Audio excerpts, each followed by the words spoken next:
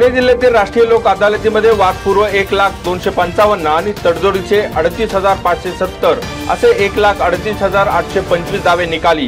बँकेचे कर्ज वसुली, तडजोड पात्र फौजदारी, वीज देयक, कामगार विवाद खटले, भूसंपादन, मोटार अपघात दावे न्यायाधिकरण, वैवाहिक विवाद, महसूल, पाणी कर, ग्राहक विवाद अशा खटल्यांचा समावेश पुणे जिल्ह्याने राष्ट्रीय लोक अदालत मध्ये दावे निकाली काढण्यात अग्रेसर राहण्याची परंपरा राखली कायम।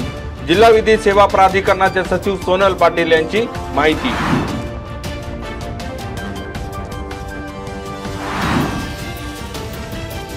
शहीद दिनानिमित्त हुतात्मा राजगुरू यांचं जन्मस्थळ असलेल्या राजगुरू वाड्यावर ध्वजारोहण, शहीद राजगुरू भगतसिंग सुखदेव यांना मानवंदना, राजगुरूनगर शहरात सायकल फेरी, पोवाडा गायन, रक्तदान शिबिर, प्रांत अधिकारी अनिल दौंडे, माजी खासदार शिवाजीराव पाटील यांच्या उपस्थितीत ध्वजवंदना, शासकीय कार्यालय, शाळा, महाविद्यालयात शहीदांच्या प्रतिमेला पुष्पहार अर्पण करून वाहिली आदरांजली।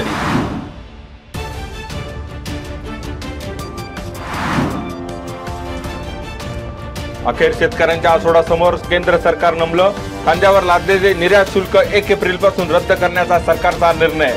कांद्यावरील निर्यात शुल्क रद्द करण्याच्या निर्णयाचं खासदार डॉक्टर अमोल कोल्हे यांच्याकडून स्वागत। कांदा उत्पादक शेतकऱ्यांचा प्रश्न केंद्राने गांभीर्याने घेतला, मात्र पंतप्रधानांनी केलेल्या शेतकऱ्यांचं उत्पन्न दुप्पट करण्याच्या घोषणेची अंमलबजावणी लवकर व्हावी, खासदार कोल्हे यांनी करून दिली आठवण।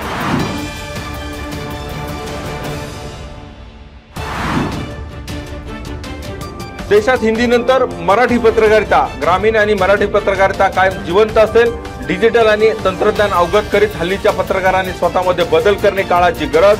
एक दिवसीय पत्रकार कार्यशाळेत ज्येष्ठ पत्रकार उमेश कुमावत, निलेश खरे, सम्राट फडणीस यांचा सूर। मंतर येथील आंबेगाव तालुका पत्रकार संघाच्या वतीने आयोजित खेड, आंबेगाव, जुन्नर, शिरूर तालुक्यातील पत्रकारांसाठी एक दिवसीय कार्यशाळेतील आळवला सूर।